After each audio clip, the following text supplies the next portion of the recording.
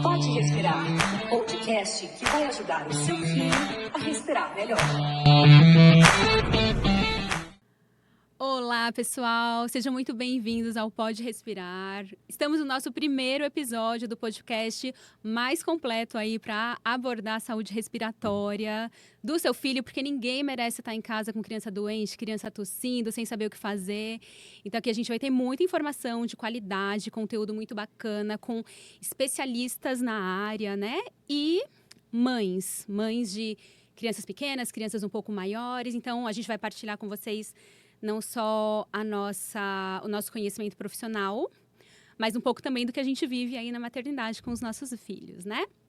E para começar o nosso primeiro episódio, nada melhor do que a gente começar falando sobre asma. Asma, que é a doença crônica mais comum da infância. Gente, fiquem pasmos com esse número. A asma, ela pode chegar a atingir 20%, 30% das crianças. É muita criança com asma, muita criança sem o diagnóstico, muita criança aí sofrendo sem saber o que fazer. Então, vamos abrir aqui nossa série de trabalhos com chave de ouro. Então, eu sou a doutora Thalita, sou pneumologista infantil. E eu sou a doutora Semi, sou médica alergista e imunologista adulta infantil. E para dar início ao nosso podcast de hoje, eu vou perguntar para a Thali, né? O que é a asma, Thali? Explica para a gente, né? O que é essa doença aí tão prevalente nas crianças? Então, pessoal, a asma, ela é uma doença inflamatória da nossa via respiratória, do nosso pulmão. E quando ela está agudizada, quando a criança entra em crise, o que acontece? A gente tem um estreitamento dos brônquios, que são aqueles tubinhos, aqueles canaizinhos por onde passa o ar, né? A gente respira, o ar passa pelos brônquios. E aí o ar vai ter uma passagem mais estreita, mais fechada, mais difícil, né? Então, é a partir desse processo inflamatório, é a partir desse estreitamento que vão vir todos os sintomas que a gente vai falar um pouco mais para frente, né? De falta de ar, de tosse, desconforto respiratório.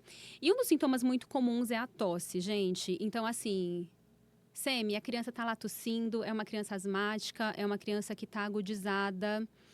E ela foi para a escolinha. Os outros pais precisam ficar com medo? A criança está lá tossindo, será que essa tosse vai passar para outra criança que está perto? A asma é contagiosa? Explica aí um pouco para a gente. Bom, a asma é uma doença hereditária, né? Então, é uma doença que tem um caráter genético muito importante e ela não é contagiosa, né? Uma criança asmática não tem o poder de contaminar um amiguinho, né, com a asma, tá bom? Isso é uma dúvida muito, muito frequente mesmo nas consultas, né? Assim como é muito comum a pergunta de que se toda asma é alérgica, né? Então, assim, nas crianças, a maior parte das asmas, sim, são alérgicas, né? O paciente, ele é ali sensibilizado, mas a gente também tem as asmas não alérgicas, só que elas acontecem num público um pouquinho maior, nos adolescentes, nos adultos jovens, e geralmente é aquela asma onde os exames de alergia são normais, né? E não tem um fator hereditário ali muito importante. Então, essa asma ela pode ser desencadeada por medicamentos, por atividade física, por estresse, né? Por fatores emocionais, tá? Então, a gente tem aqui que a asma não é uma doença contagiosa e existem as asmas que são alérgicas e não alérgicas.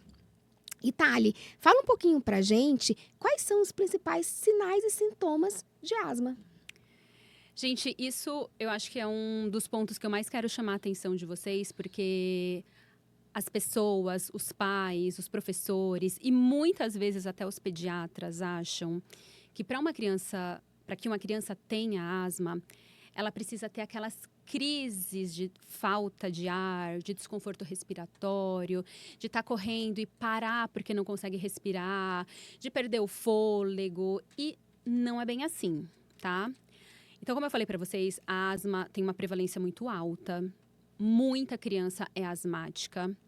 Mas os sintomas, eles podem ser muito discretos. Então, a tosse recorrente, principalmente aquela tossinha seca, muitas vezes que vai ter o diagnóstico aí de uma tosse alérgica, vai ser o único sintoma que o seu filho pode ter, tá? Então, a tosse recorrente, aquela tossinha seca, aquela tosse durante a madrugada, aquela tosse que atrapalha o sono do seu filho, aquela tosse que piora com as atividades físicas, piora quando a criança dá muita risada, quando a criança chora, tem que já colocar uma pulguinha aí atrás da sua orelha, tá bom?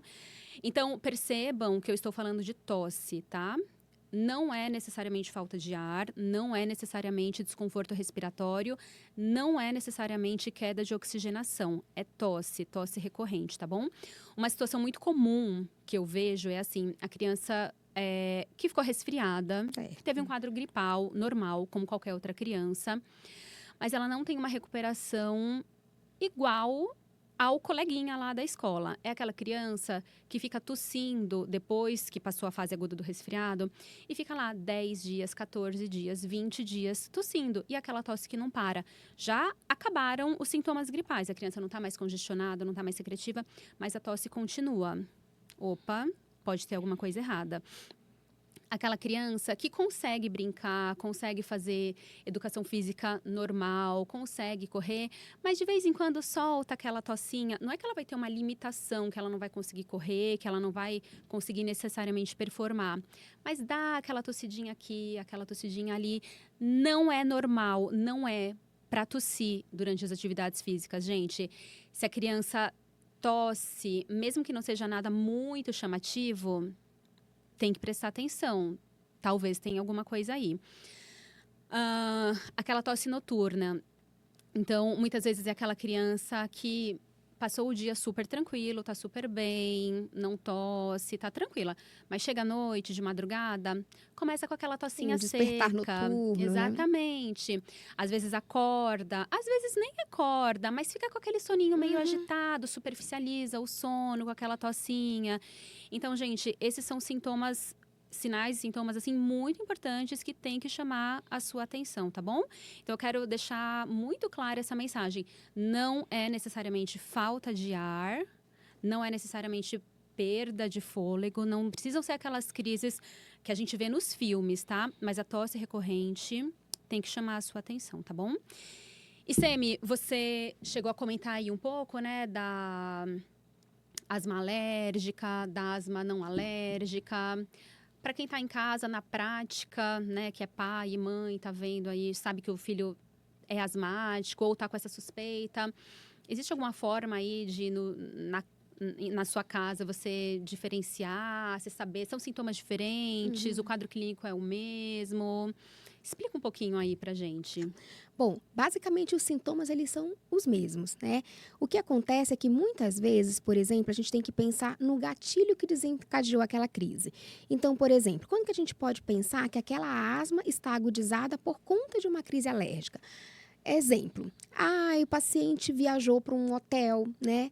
Que tinha um colchão que tinha muito ácaro.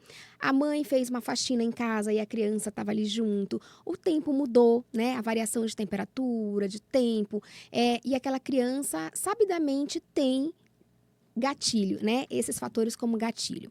Outras crianças, por exemplo, elas podem ter gatilhos com os quadros infecciosos. Então, por exemplo, uma gripe, um resfriado, eles podem evoluir, né? Porque eles são irritantes, os vírus também são irritantes da via aérea e que podem levar aí às crises de broncoespasmo, de asma e de tosse ali persistente, como a Thalie falou. Então, assim, no geral, os sintomas serão os mesmos. O que a gente tem que observar é qual foi o gatilho ali, né, de cada paciente, tá bom? E Thalie, me fala uma coisa, toda a asma, a gente já sabe, já falou aqui anteriormente, que a asma é uma doença muito prevalente na faixa etária pediátrica, né?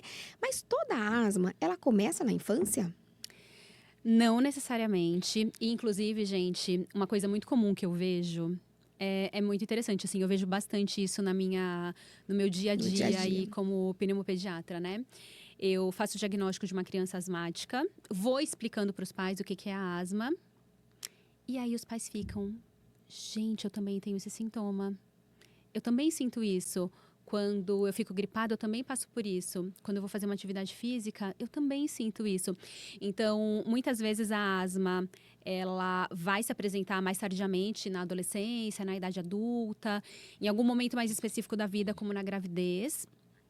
Ou, às vezes, a pessoa até já tem sintomas antes, sintomas leves, que nunca se passou pela cabeça, né, que pudesse ter um quadro de asma ali, mas que conforme a pessoa vai entendendo o que é a doença, vai tendo conhecimento, fala assim, poxa vida, eu sou adulto, nunca fui diagnosticado, mas talvez eu seja asmático também, né? Então, enfim, nem sempre é na infância que o quadro de asma vai dar as caras, né?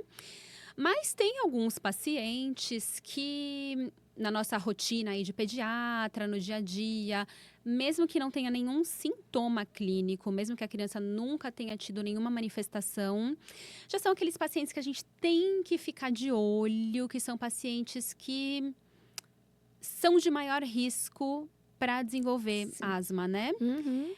Quem que são essas crianças, Semi? Quem que são aquelas crianças aí que para o pediatra ou para uma mãe fala assim, meu filho já tem um fator de risco que eu tenho que ficar de olho aí na parte respiratória? Exatamente. A gente tem alguns critérios, né? Então, assim, o principal critério, né, um fator ali que é muito importante é a história familiar, né? Então, o fator genético é extremamente importante. Crianças que têm pais asmáticos, eles já têm 50% de chance de desenvolver asma, né? E aí vem alguns outros fatores associados, né, de doenças atópicas, de doenças alérgicas. Então, por exemplo, a dermatite atópica, né, é extremamente importante nos casos de asma. Crianças que são sensibilizadas, né, que são sensibilizadas para os aeroalérgenos, né, que são os ácaros, que estão ali no ambiente, são crianças também que têm um potencial. E as crianças que chiam mais cedo e que têm todos esses fatores ali envolvidos, né, da genética, da dermatite atópica, de sensibilização por aeroalérgenos, que foram chiadoras, né, quando mais bebezinhas, são crianças que têm um potencial muito maior. E aí a gente vai estratificando o risco desses pacientes, colocando ali em critérios maiores e menores e ficando ali com acompanhamento um pouquinho mais estreito, né, sempre observando se quando aquela criança ela tá doentinha, se ela precisa de um pronto-socorro, fazer medicação de alívio, né, se ela fica mais cansadinha. Então, todos aqueles sintomas ali que a Thali já falou. Inclusive, até um ponto que eu queria comentar é assim, muitas vezes vem uma mãe no meu consultório que tem 2 filhos. Um de 5 anos, que já é asmático, já faz tratamento, já tem o diagnóstico, tudo certinho. E o pequenininho, que tem poucos meses de vida, mas que nunca teve nenhum sintoma, é uma criança saudável. Eu já falo, olha, tem um irmão asmático. Sim. Então, o pequenininho é uma criança que a gente tem que ficar de olho. Pode ser que ele não seja asmático, obviamente, mas por ter aí um parente de primeiro grau Sim. próximo, né? Então, o caçulinha aí a gente já tem que ficar de olho, tem que acompanhar de perto, né? Então, isso é super importante, né? Bom, então assim, queria que a Thalita falasse um pouquinho pra gente a respeito de como que a gente faz o tratamento da asma. E eu acho que a questão do tratamento entra também num mito muito grande, né, Thali, que a gente, assim, escuta bastante no consultório, que é a respeito das medicações para asma, que são feitas através de dispositivos conhecidos como bombinhas, né? Então, os pacientes, eles têm muito medo de fazer essas medicações porque eles acham que essas bombinhas viciam. Então, Thalita, fala um pouquinho pra gente como que é o tratamento, assim, bem resumidamente, para os nossos ouvintes, e fala aí, né, responde com a sua maestria, com a sua expertise, se de fato as bombinhas viciam. Então, gente, para começar, primeiro, não vicia, tá? Isso eu quero deixar muito claro para vocês. O tratamento, ele é dividido em 2 pilares fundamentais, tá? Primeira coisa, lembra que eu falei que a asma é uma doença inflamatória. Então, a gente tem que tratar, diminuir a inflamação que está no pulmão. Isso é uma coisa. A segunda coisa é, na hora da crise, os brônquios, eles estão estreitos, estão apertados, tá difícil do ar passar. Então, a gente precisa dar um broncodilatador para ajudar na crise aguda. Mas são 2 coisas diferentes. Uma coisa é o que está na base, a inflamação. Outra coisa são os brônquios estreitados, a crise aguda.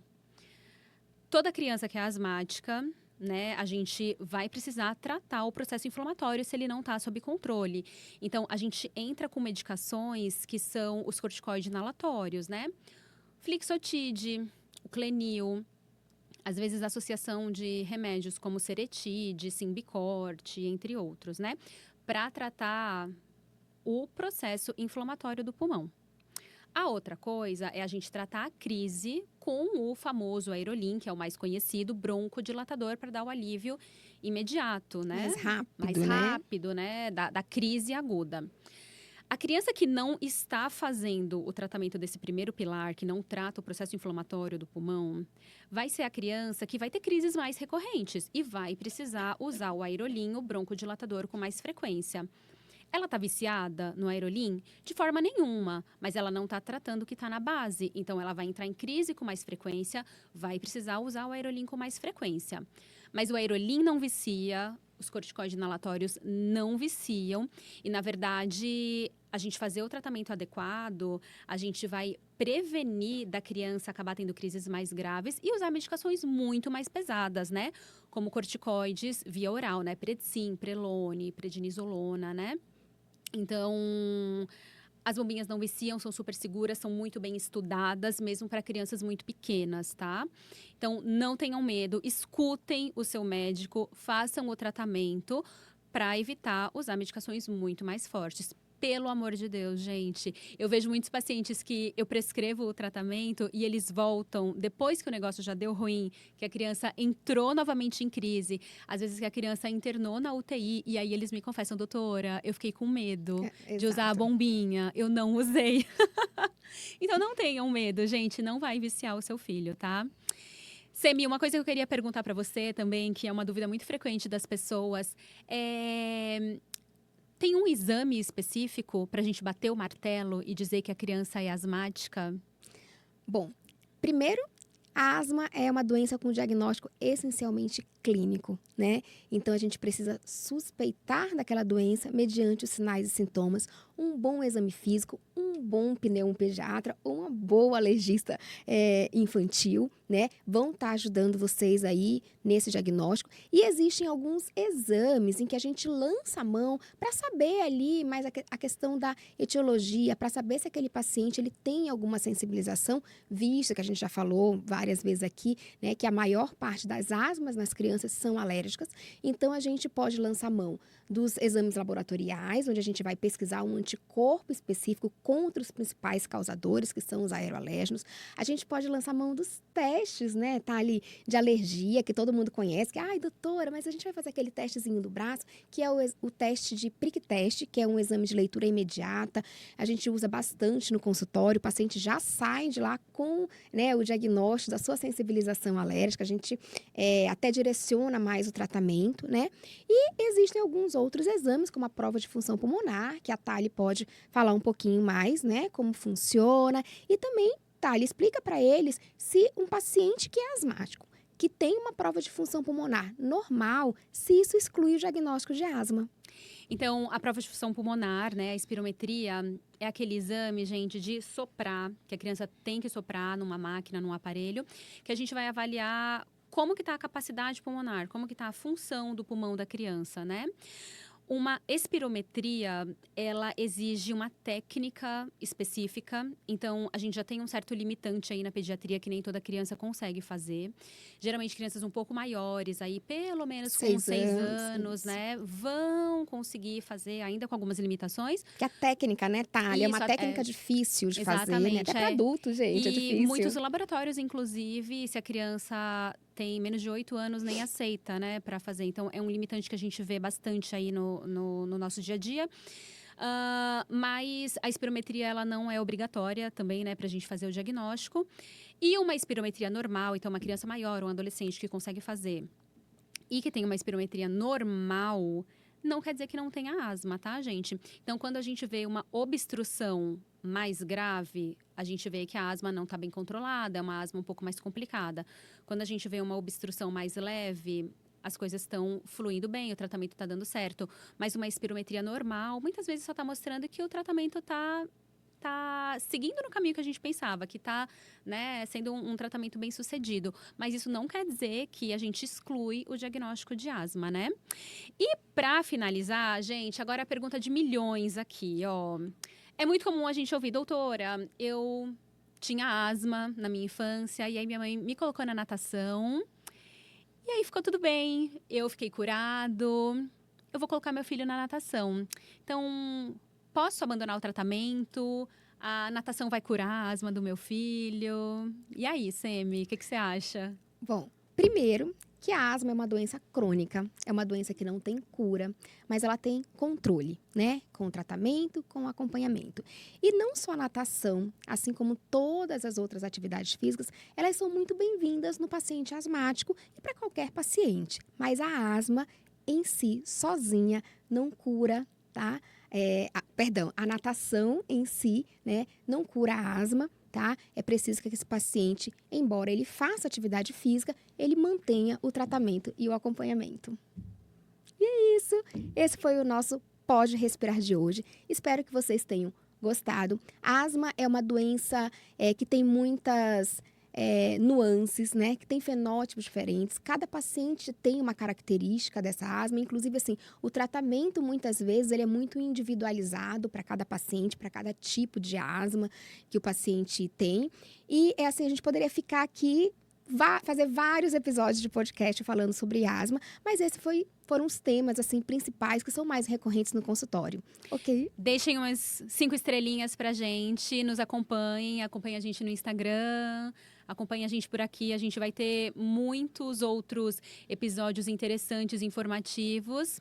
E vamos junto, gente. Até a próxima. Até a próxima.